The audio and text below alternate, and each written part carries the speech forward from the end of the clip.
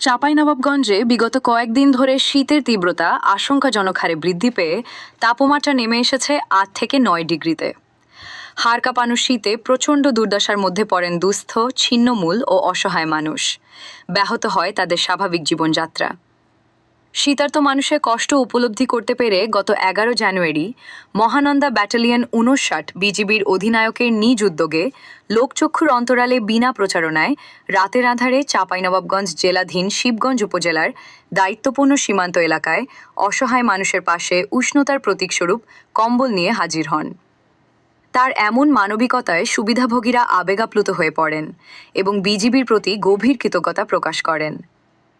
Mahananda battalion ৫৯ বিজিবির অধিনায়কের এই উদার ও জনহিতকর কর্মকাণ্ডে বিজিবির ভাবমূর্তি বেসামরিক অঙ্গনে বহুল প্রশংসিত হয়েছে এবং জনমনে আশার আলো সঞ্চার করেছে।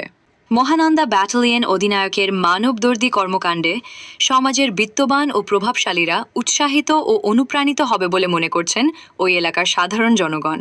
নেতৃত্বের কণ্ঠস্বর, চাঁপাইনবাবগঞ্জ।